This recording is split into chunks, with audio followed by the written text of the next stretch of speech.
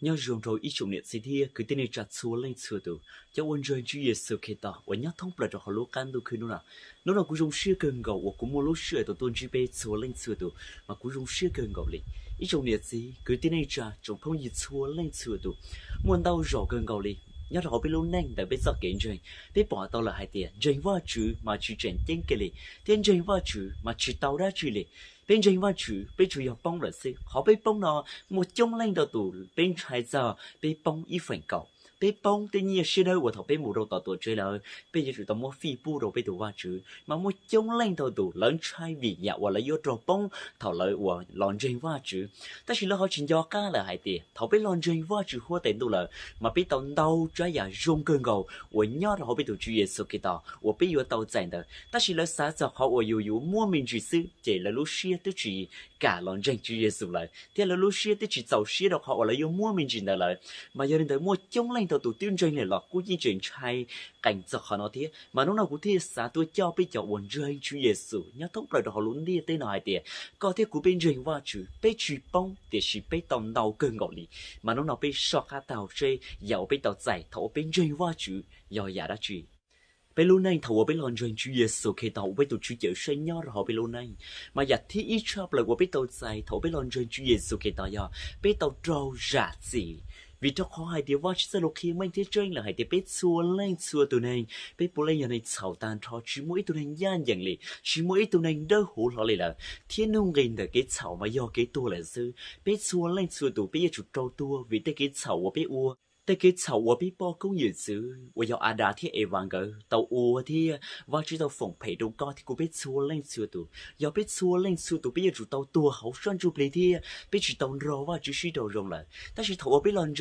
主耶穌基督，讓靚仔要主耶穌基督，我俾到主耶穌nhớ rồi俾到nhanh，mà biết到là uaว่า主教mình nhiều thì biết到huว่า主địa biết gì，biết到là mỗi giờ cái sự đồ rong rồiว่า主，biết到số là hai địa，要cho nên nguyên nhân nhận nhớ rồi hậuว่า主là。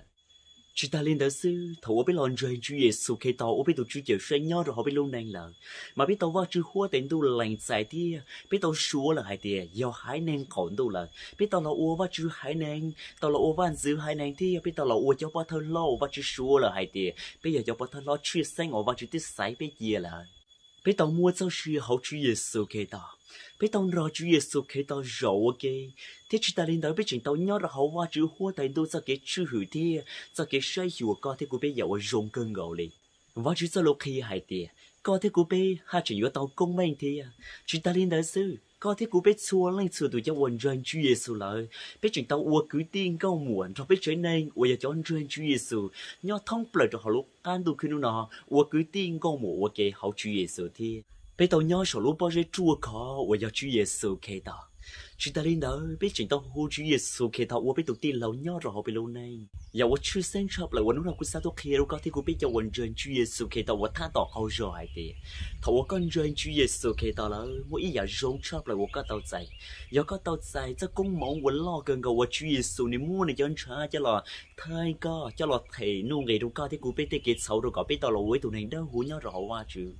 thế có thể của biết hai chuyện tao Chúa Giêsu là ua tụi bỏ thâu lo nhớ rồi họ biết thì và chỉ cho đôi khi hai tiền nếu nào biết chỉ trâu sông là để cho cái chơi là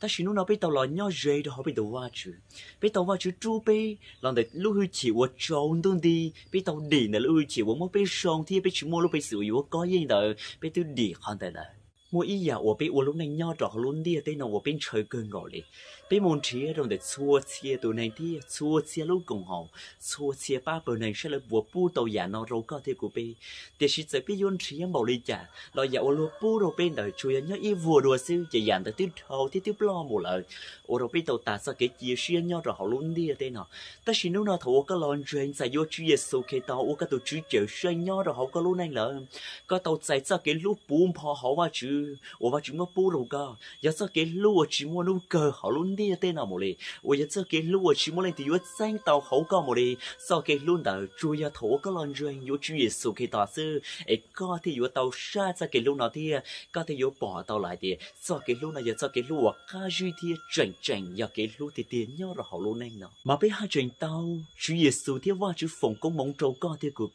被下真到这公蒙我到我万子少好路叫咪牛ที่ bây hai chuyện tàu là ôi ít tụ bỏ thâu lo ôi nhau rồi hậu qua chuyện thế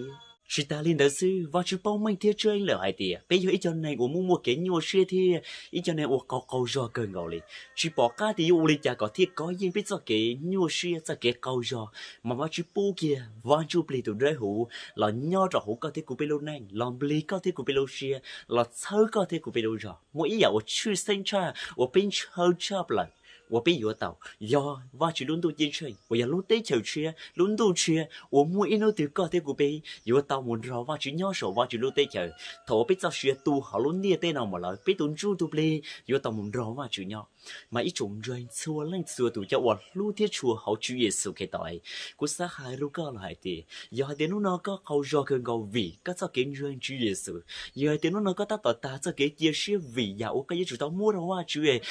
ở đâu có câu do cơn gầu, ở đâu có chỉ sát tua trở lại, ở đâu có ta cho cái chia sẻ hậu lúc nên rơi chủ Giêsu cái tội lại thì yêu thích giỏi nhẹ lại, chạy chỉ yêu chủ bóng rồi qua chủ thiệt, chạy cá lìa lâu, chỉ ta muốn rơi chủ Giêsu cái tội lại là, ấy lúc nên thế thì yêu chỉ giỏi nhẹ gì đấy. Ta chỉ nói là cú sa hai đầu có hai để tụi phong hiệu ở lúa thế chuối, và chú lúa có cơn ngọng, họ và chú sa có chú tao mấy phần cầu đó và chú, hắn đã chú yêu lại, và chú giỏi nhẹ, và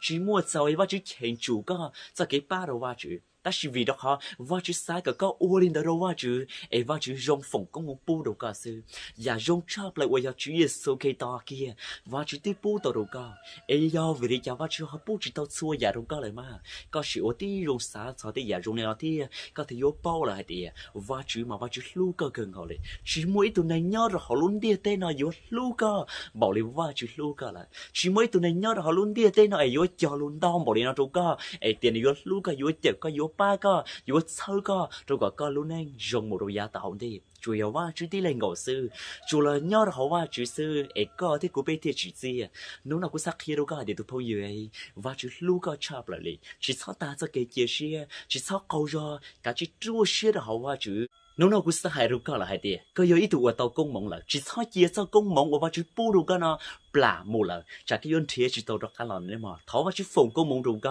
tháo và chú chơi cái lâu rồi có cái yon bỏ ra và chú sao công mộng nó tranh tiền nhau được hậu cái lâu này thì cái yon tàu sao và chú sao cái duy nhau được hậu cái lâu này, 我 trong đâu được cái lâu xưa 我 cái làm lâu ra lúc chơi rồi nó thì tháo và chú rồi đấy cả